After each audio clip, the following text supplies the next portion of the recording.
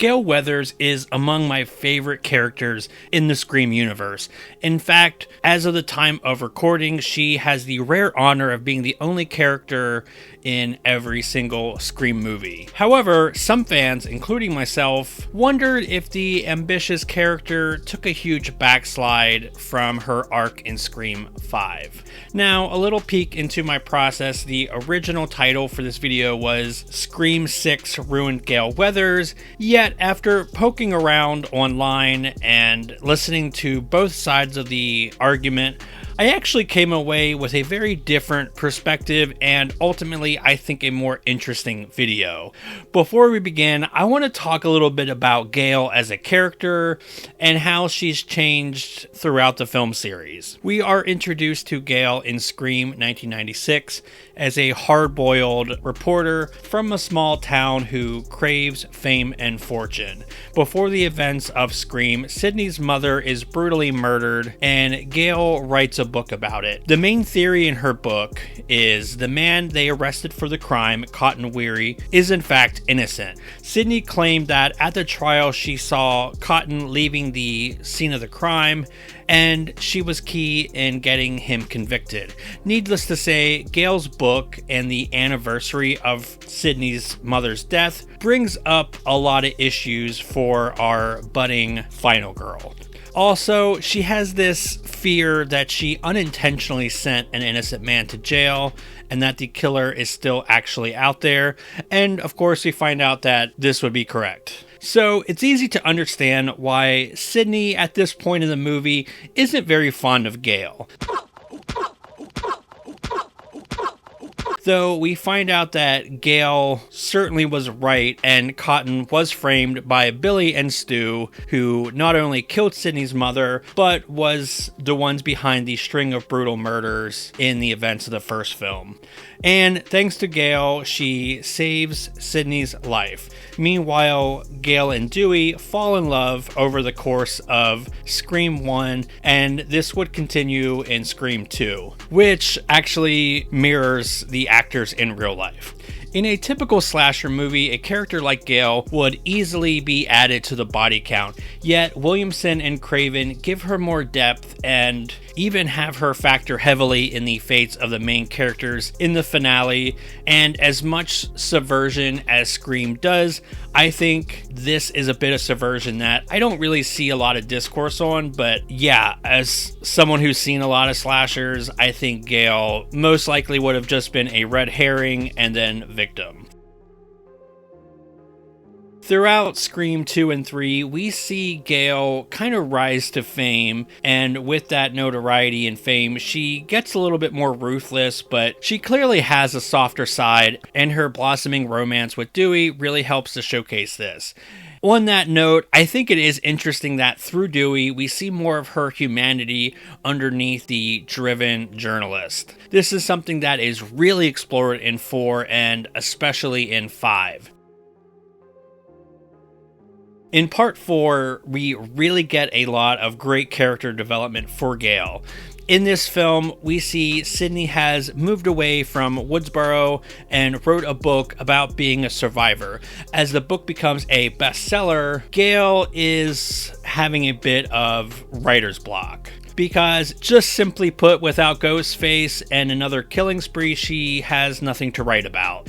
And this is what I find really interesting about Gale. These Ghostface murders routinely put her and her loved ones in danger. Yet, in a very real way, she needs Ghostface in order to be fulfilled creatively. In fact, it's only when the murders start happening that we see her really fully activate. This is a strange duality that, sadly, I don't think the series has ever really fully explored thus far. Also, in 4, we see that her and Sidney have a much better relationship, and it's certainly softened from the previous films. As I said, Gale is always cutthroat, but I think the writers do a really great job at showing her humanity, and I love her interactions with Sidney, which has evolved a lot since part 1.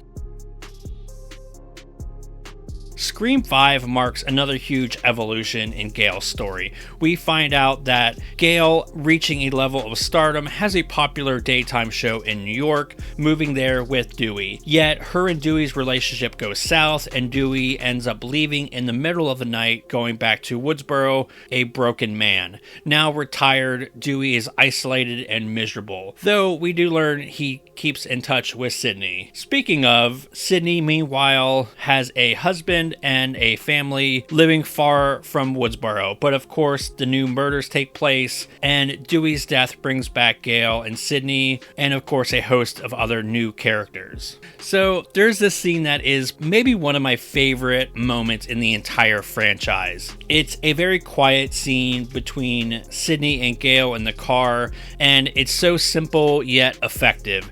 Gale laments that her writing the book about Cotton and Sydney's mother's murder seems to have kicked off the original murders and then the copycats that followed. In a sense, she feels like this is all her fault, which of course it's not. I mean, she did make a ton of money off the murders. Sydney is quick to tell her that it wasn't her fault, and I don't know, I was already enjoying Scream 5, but this moment really just pushed it over the edge to pretty great. In the end, Gale and Sydney once again team up, but the writers also give the new characters their own moments to shine. It's a wonderful balance, and I love how Gale says that she doesn't want to write about a new killer, this time Amber and Richie, but a good man named Dewey, thus breaking the cycle that Gale has been in even prior to the events of Scream 1.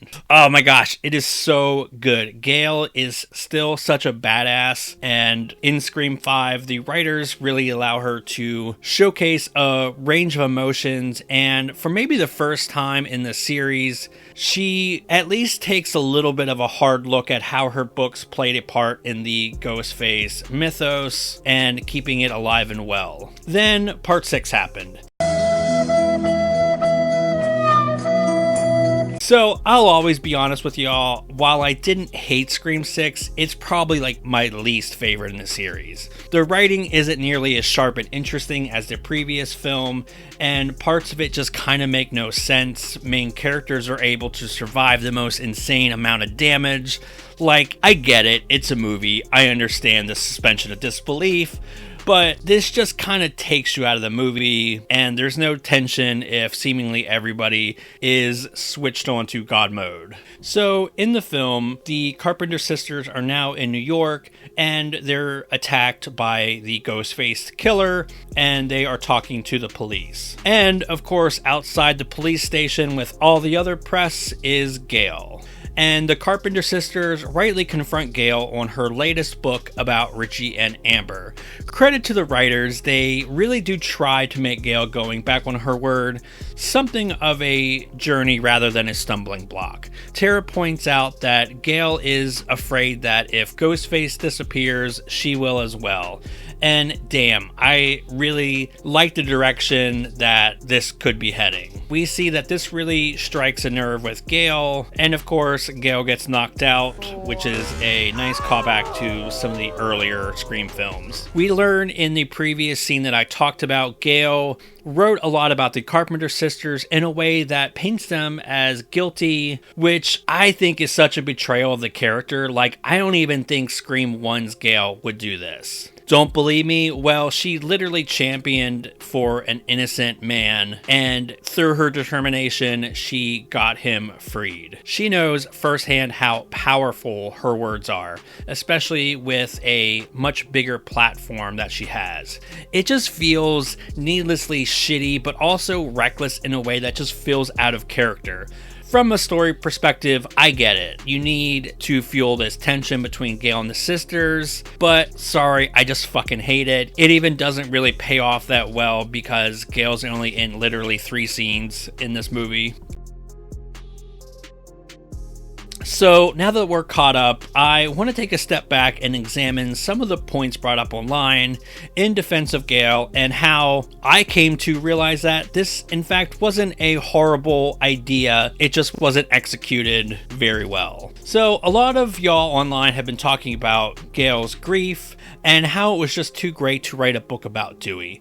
And you know, I think that's fair. and that if she didn't write about Richie and Amber, somebody else was going to do it anyways. This is something she literally tells the Carpenter sisters. And yeah, that's a valid point. I think that if you're going to go down this route story-wise, this actually is not the worst. In fact, written well, you could end up with something really interesting character-wise. If the writers feel like they really have to regress her character, why not make this need to investigate and write about the Ghostface murders as something of an addiction? We saw her struggling before trying to write a non-Ghostface book in part 4 and showing her as somebody who just can't kick the habit. And I think that's a compelling angle, and it also allows her to still come off incredibly sympathetic. Again, Tara bringing up the fact that her and Ghostface are forever linked is really thought-provoking, but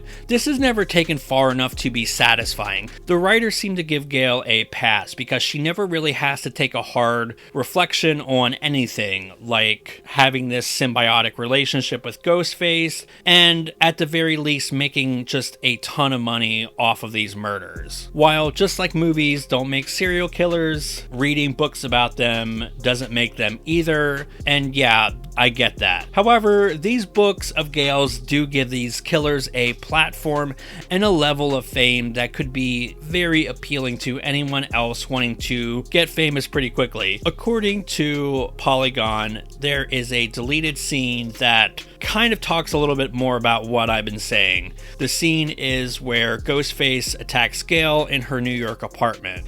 Gale yells at Ghostface, "You've been in my life so fucking long. I made you, you made me." And I really wish they would have kept this in. While this doesn't fix the issue of her character, it does give the audience a little bit more layer, like Gale is very much aware that she is forever tied to this Grim Reaper. As I said, originally I wanted to go guns a-blazing about how I was still pretty annoyed about how they regressed Gale, and maybe it was one of the dumbest things to do with her character. But after reflecting more on it and reading some discourse online, I don't actually hate it. In fact, I think the concept of Gale just not being able to help herself is quite fascinating. No, what I actually hate is how the writers didn't make this regression interesting or compelling. It just is. It's frustrating because I do think Gale is one of my favorite Scream characters, and I know she's a fan of a lot of other people as well. Courtney Cox brings so much to the role. It'll be really interesting to see what they do with her character in Scream 7, as we know that she is confirmed for that movie. So I can guess the comments are going to get pretty wild, and listen, all I ask is y'all just keep it civil. These videos are for fun. So please consider giving this video a like, subscribe, all that good stuff. I made a playlist of some of my other horror videos if you are wanting to check some of those out, and I will see y'all in the next one.